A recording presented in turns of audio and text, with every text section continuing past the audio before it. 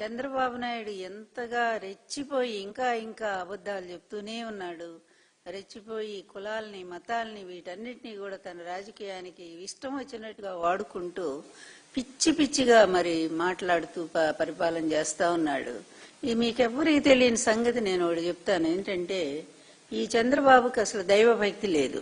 స్వయంగా అతను చెప్పినటువంటి మాటని మళ్ళొకసారి మీకు గుర్తు చేస్తా ఉన్నాను. నేను ఇతను మొట్టమొదటిసారి ముఖ్యమంత్రి అవగానే 95లో అసెంబ్లీలో అతను చెప్పిన మాట అనమాట. నన్ను అందరూ అడుగుతున్నారు ఏ శక్తి మిమ్మల్ని కాపాడుతుంది అది ఇదంటే, ఏమీ లేదు, నా శక్తే నేను నిలబడి నేను కష్టపడి పైకి వస్తా ఉన్నాను, అందువల్ల నా కష్టంతోనే నేను ఏదైనా సాధించుకోగలుగుతున్నాను తప్ప ఏ దేవుడి మీద నాకు నమ్మకం లేదని చాలా స్పష్టంగా చెప్పాడు ఈ వ్యక్తి.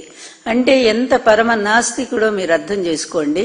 ఇట్లాంటి వ్యక్తి ఈ రోజు హిందూ మతాన్ని పాడు చేయటం కోసమే ఈ రోజు ఇష్టం వచ్చినట్టుగా మతాన్ని మరి వాడుతా ఉన్నాడు. మనం ఒక్క మాట చెప్పుకుందాం, మనము వేరే ఏ మతంలోనైనా సరే, సిక్కు మతం గాని లేకపోతే క్రిస్టియన్ మతం గాని ఇస్లామీ గాని ఏ మతంలో తీసుకున్నా సరే ఈ విధంగా వాళ్ళ దేవుళ్ళ మీద అదే విధంగా వాళ్ళ ప్రసాదాల మీద ఇంత దుష్ప్రచారం చేసి అదంతా కూడా అబద్ధమని తేలిపోయినటువంటి వ్యక్తిని ఎవరైనా వదిలిపెడతారా?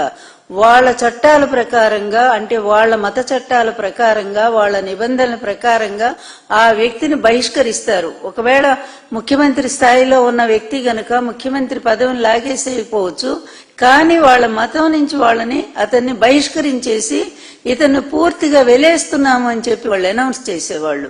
దురదృష్టం కొద్ది ఏంటంటే ఈ హిందూ మతానికి ఏ విధమైన కట్టుబాట్లు లేవు, ఏ విధమైనటువంటి నియమాలు లేవు. ఎవడు ఏ విధంగానైనా మాట్లాడవచ్చు, ఎట్లయినా తిట్టొచ్చు, దేవుళ్ళని తిట్టొచ్చు. వాళ్ళకి చెప్పుల్లో కూడా బొమ్మలేసి చెప్పులు తయారు చేసి కంపెనీలు అమ్ముకోవచ్చు. అప్పుడు కూడా వీళ్ళకి సిగ్గు రాదు అంతే. ఎందుకంటే ఇట్లాంటి పనికి మాలిన వాళ్ళంతా కూడా హిందూ మత ద్వేషులు. వీళ్ళకి కులం లేదు, కులం ఉంది, మతం లేదు, కులం ఉంది. ఆ కులాన్ని కాపాడుకోవటానికి ఇంకెన్నో అబద్ధాలు ఇతను ఆడుతూనే ఉంటాడు. అంటే ఒక ప్రజాస్వామ్య పరిరక్షకుడైనటువంటి ఒక వ్యక్తి నీచమైన పరిపాలన సాగిస్తూ తన ప్రత్యర్థిని, తన కొడుకు వయసు ఉన్నటువంటి జగన్మోహన్ రెడ్డి గారిని గెలవలేక అడ్డదారిలో ఏ విధంగా గెలిచాడో మన ప్రభాకర్ గారు చాలా స్పష్టంగా చెప్పారు. దాదాపు ఈ రాష్ట్రంలో 54 లక్షల ఓట్లు ఎంతో తేడా వచ్చింది, 12% ఓటింగ్ తేడా. మరి ఇంత శాతం ఓటింగ్ తో అడ్డదారిలో గెలిచినటువంటి వ్యక్తి అడ్డదారిలోనే అధికారానికి వచ్చాడు.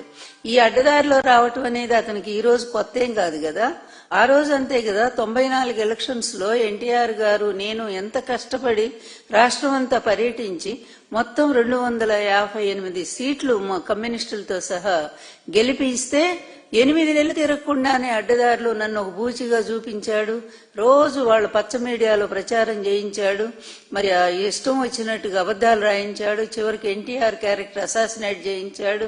ఇక నన్నైతే చెప్పేదే లేదు, ఇప్పటికీ చేస్తానే ఉన్నారు.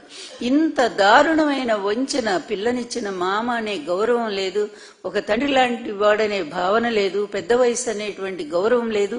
ఇట్లాంటి ఒక వ్యక్తి, ఇటువంటి పనికి మాలిన బుద్ధులు ఉన్నటువంటి వాడు, ఇటువంటి నీచమైన స్వభావం ఉన్నటువంటి వాడు, ఇతని ఫ్రమ్ ద బిగినింగ్, ఇతని బాల్యం నుంచి మీరు ఇతని జీవితం చూస్తే చాలా క్లియర్ గా మనకు అర్థమయ్యేదంతే. ఇతనికి ఊహ తెలిసిన దగ్గర నుంచి అబద్ధాలతోనూ వెన్నుపోట్లతోనే ఎప్పుడూ కూడా పిచ్చి రాజకీయాలు చేస్తూనే ఉన్నాడు. యూనివర్సిటీలో కూడా అంతే, కులాల మధ్య చిచ్చు పెట్టాడు. రెడ్డి కమ్మ అనేటువంటి కులాల మధ్య చిచ్చు పెట్టాడు.